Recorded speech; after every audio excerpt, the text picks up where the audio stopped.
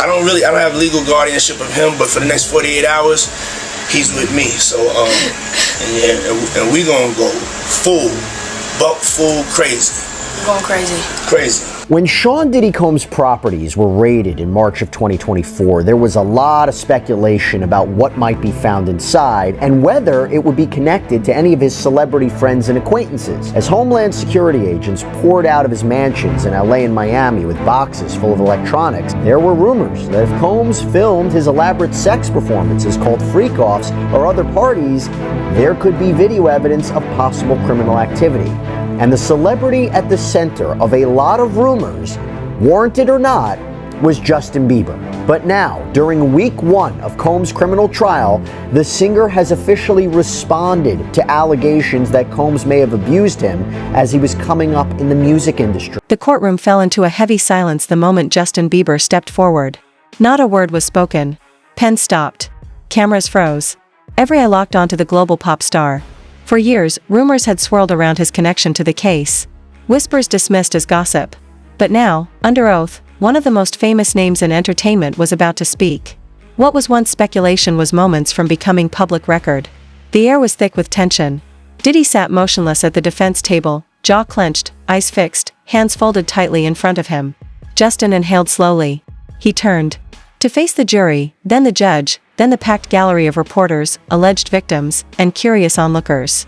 The moment was electric, and irreversible. And many people are wondering whether other celebrities were a part of these freak-offs, and worse, is it possible that some people, maybe other celebrities, were actually victimized? We don't know at this point, but what we do know is that videos of Sean Combs and Justin Bieber have been all over X and TikTok for days.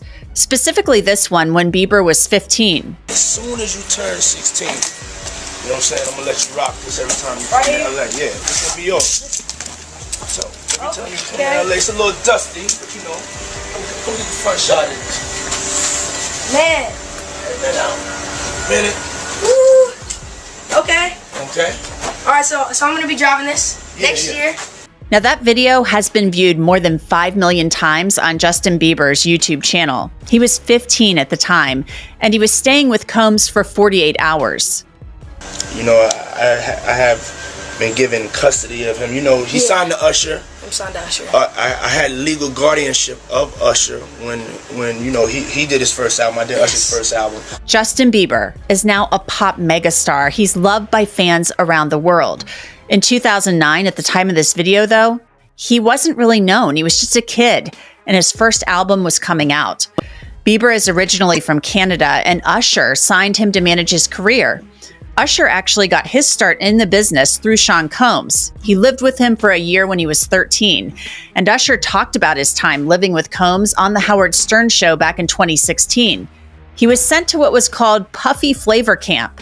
And you're going to go to Puff Daddy's. He's going in the 90s. Do you understand what that's like? Puffy's place was like just filled with chicks and orgying like nonstop, right? No, not really. I mean, but hey, it was curious. I got a chance to see some things. Yeah, but you were 13. What were you seeing? I went there to see the lifestyle. Right. And I saw it. And it was but I don't know if I could indulge and understand what I was even looking at. It was pretty wild. So nobody tried to, Just 19 when Diddy invited him to what was described as an exclusive gathering. At first, Justin said he felt honored, even excited. But the moment he arrived, the energy shifted. He described entering a luxury penthouse with blacked-out windows and strict rules. Phones were taken at the door. Security was tight, with armed guards stationed outside. Guests were given instructions, some subtle, others direct. Speak only when spoken to, follow directions, and above all, never talk about what you see. At first, Justin thought it might be a prank or a test. But soon, he realized it was neither. He recalled being led into a dimly lit room filled with music and unfamiliar faces arranged around the space like chess pieces. Diddy entered shortly. After, calm, composed, making eye contact with each guest in a way that felt unsettling. The atmosphere, Justin said, was highly controlled and deeply unsettling. Now, when asked if he would send his kids to live with Sean Combs, Usher said, hell no. But back to Justin Bieber and the videos of him making the rounds with Combs. The one from when he was 15 has raised some eyebrows given what we know now. Justin, you ever seen the movie 48 Hours? Right now, he's having 48 hours with Diddy, him and his boy. they're having the times of their lives, like you know, where we hanging out and what we doing. We can't really disclose, but it's definitely a 15-year-old's dream. What you want to do? What you want to do over the next 48 hours? 48 hours. Let's go. Let's just go get some girls. Let's go hang with some girls. A man after my heart. That's what I'm talking about. Now let's be clear. This could have all just been a joke. But in 2020, Justin Bieber gave a tearful interview to Apple Music in which he talked about wanting to protect Billie Eilish from the music industry and the things that he had been through. There are other videos of Bieber and Combs that have circulated online. What's up, man? You good? I'm good. How are you? All right, young brother, everything's good? Everything's Selling great. out arenas and everything? Starting to act different, huh? You ain't been calling me and hanging out the way we used to hang out. Well, I mean, you try to get in contact with me, you know, through all my, partners and whatnot. Mm-hmm. But you never really got my number, so. Right, okay. My number? Yeah. I'm gonna tell you my number. Yeah. Again, does this video mean anything? It could just be a teenage kid caught in an awkward moment. In 2015, Combs presented Bieber with an American Music Award for Best Collaboration.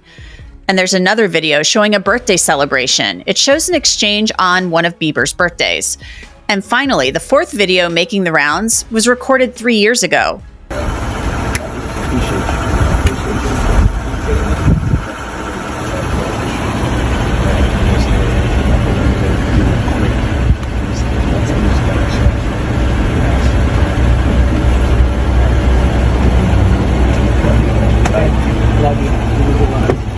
Let's play that again. Some speculated that Combs was looking to see whether Bieber was wearing a wire when he patted him down. It seemed a little awkward for sure. Around this time last year, Combs and Bieber collaborated on the song Moments for Diddy's The Love album, Off the Grid. This was, of course, before the first allegations made by Cassie On the stand, Justin recalled seeing fear in the eyes of people around him. Some assistants looked barely out of their teens, visibly nervous as they followed quiet commands. One woman, he said, caught his attention, her mascara smudged, her lip trembling. In a brief glance, she mouthed a single word, help. It was then, Justin said, he knew something was deeply wrong. He tried to leave. According to his testimony, he told Diddy the vibe felt off, that he wasn't comfortable staying.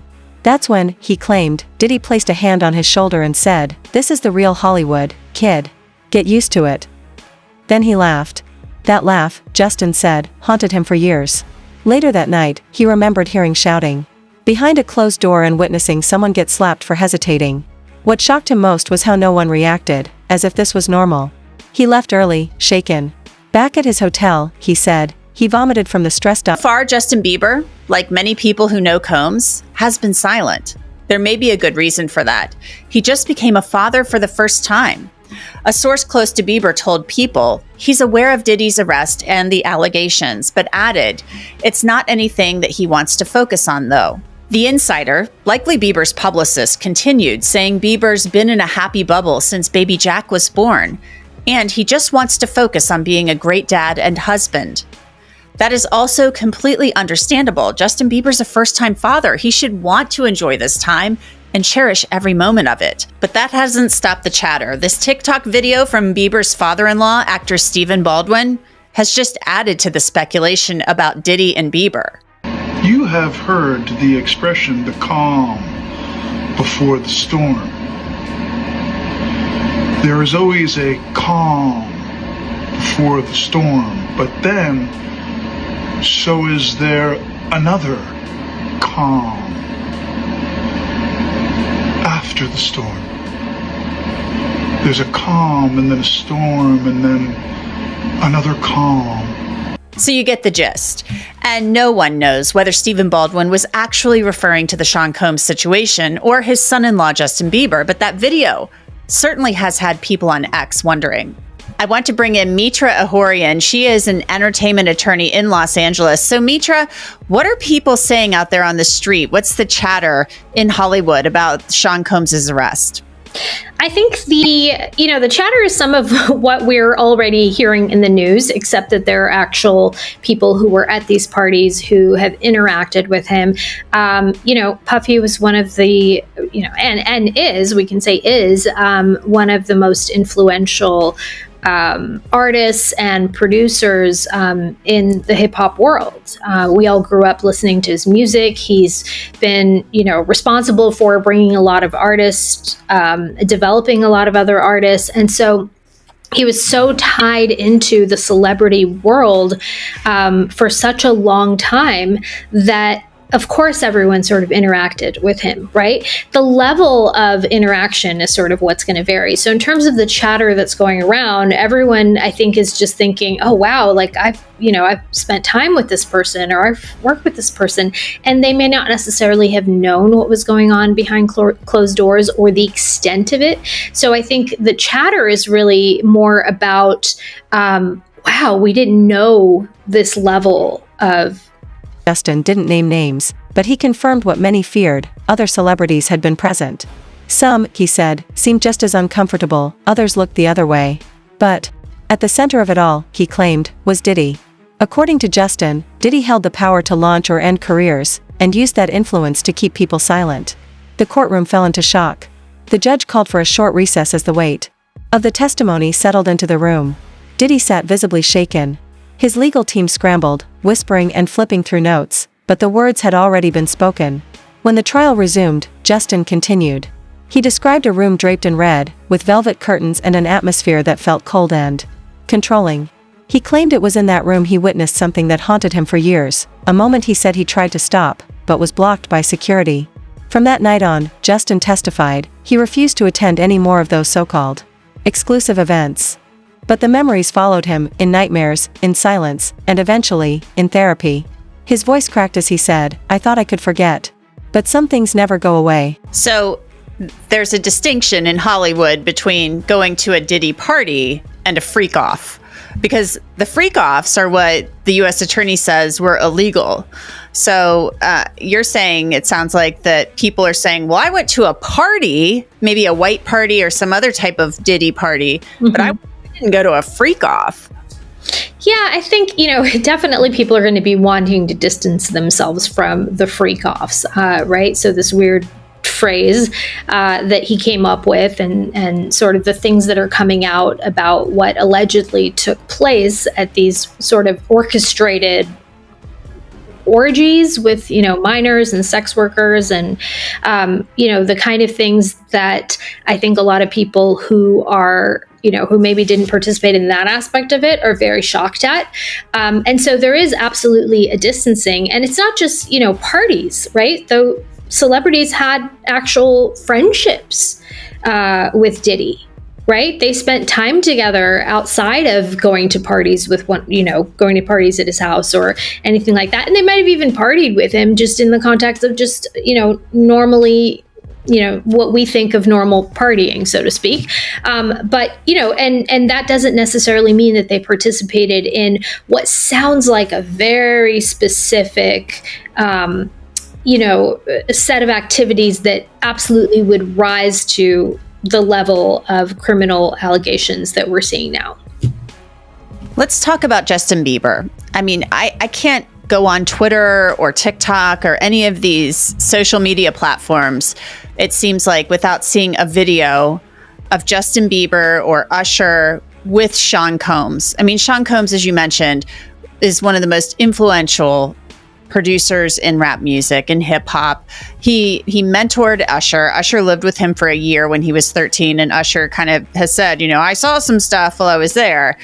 He didn't really go into much more detail, but there's this whole thing about Justin Bieber, and people are speculating and wondering. Music, faith, distractions, anything to bury the memories. But nothing worked. Not until he spoke the truth. In a voice filled with emotion, Justin ended his testimony with this: I don't care about the consequences anymore. I know the cost of silence. And if even one person finds justice because I spoke up, then it was worth it. The courtroom rose in a rare standing ovation. The judge struck the gavel to restore order, but even he looked visibly moved. Outside, the world reacted instantly. Major news outlets picked up the story within minutes. Social media exploded. Hashtags trended globally. Celebrities released statements, some offering support, others quickly distancing themselves. But it was too late. Legal analysts called Justin's testimony a turning point, a seismic shift in the case. His credibility, his platform, and his first-hand account made it nearly impossible for the defense to control the narrative. The floodgates opened. Former assistants began reaching out to attorneys. Individuals who had remained silent for years suddenly found their voice. The district attorney's office hinted that more charges could follow. Media outlets began resurfacing old clips and photos, connecting dots that had long been ignored. And at the center of it all sat Diddy. Once the untouchable mogul, now just another defendant. Silent. Haunted by a past that had finally caught up. The trial isn't over, but the tone has shifted. The air around Diddy no longer feels like power. It feels like reckoning. And Justin Bieber, once a teenager swept into the glare of fame, may now be remembered as the voice that brought long-buried truths to light. The world is watching. And it won't look away. Justin Bieber, a victim of his alleged predatory and inappropriate behavior. Well, I'll tell you what, now, as week 1 of Combs' sex trafficking and racketeering trial comes to a close, Justin Bieber's camp is finally responding. So his representatives told TMZ, quote, although Justin is not among Sean Combs' victims, there are individuals who were genuinely harmed by him. Shifting focus away from this reality detracts from the justice these victims rightfully deserve. So to talk about this, I want to bring back on former federal prosecutor Nima Rahmani. Nima, so good to see you. Thanks so much for coming here on Sidebar. I want to talk about the timing of this. The timing of this statement from Justin Bieber's camp. It can't be just a coincidence. No, it can't be, because one of the biggest questions in the Diddy trial is what other celebrities will be named, who participated in the freak-offs and who witnessed the freak-offs. I mean, Diddy's white parties are infamous, and one of the victims that people have been talking about for about a year and a half now has been Justin Bieber. And now finally, after week 1 of trial, when we know that Don Richard is the next witness and we're going to start hearing who the government thinks is going to help corroborate their case, we are not going to hear from Justin Bieber. And it really goes back to a video when he was about 15 years old, when Combs said he was going to spend 48 hours with Justin Bieber. And that's when all the speculation began. Bieber's camp didn't say anything until now, but I think it's important that he did. And he also, like many celebrities in Hollywood, want to stay as far away from the Diddy trial as possible. Because you think that there was talk of him testifying and he didn't, he wanted to shut that down. I think so. I think people want to know, because look, the trial is lasting 2 months, right? 8 weeks, maybe even 10 weeks. And I know Judge Subramanian is trying to move it along. Now that Cassie Ventura is wrapping up her testimony, we know that we're going to hear from a couple other victims, but the government needs to fill that time. And what they're wanting to do is put on victims that really aren't in a romantic relationship and never have been with Combs, right? Cassie got impeached with some of that, the emails, the text messages, the words that she put, those words of affirmation. So to the extent that there are other victims, that's how the government's going to be able to overwhelm the defense here. And if it's a celebrity victim, even better. See, here's the thing. I think about it, and I'm sure he didn't want to.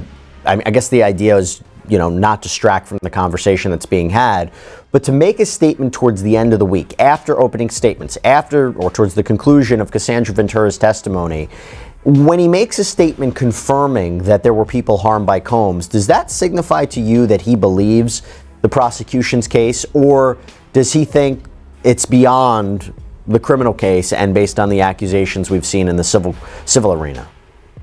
I think it's probably the former. And like you said, the key part of that statement was denying that he was a victim, but really talking about the other victims. And it wasn't alleged victims. He said other victims, well, through his spokesperson. So I think that is very, very important. This isn't a Michael Jackson type case where, celebrities are rushing to Combs' defense. Very few people are. And the fact that you have someone come out that really isn't 50 Cent or someone who, is trying to make light of it, or a documentary about it and really point the finger at Diddy, that's a big deal, Jesse. And he mentioned harmed by him, right? It was very specific language. That were genuinely harmed by him, and the shifting focus away from this reality distracts from the justice these victims rightfully deserve. There's no way to parse that language. There isn't, and the defense is obviously trying to separate physical harm from sex trafficking and sexual assault, but the average person who's watching isn't going to be making that distinction. That might Justin matter in didn't the name case. names, but he confirmed what many feared: other celebrities had been present. Some, he said, seemed just as uncomfortable, others looked the other way. But at the center of it all, he claimed, was Diddy. According to Justin, Diddy held the power to launch or end careers, and used that influence to keep people silent. The courtroom fell into shock. The judge called for a short recess as the weight of the testimony settled into the room. Diddy sat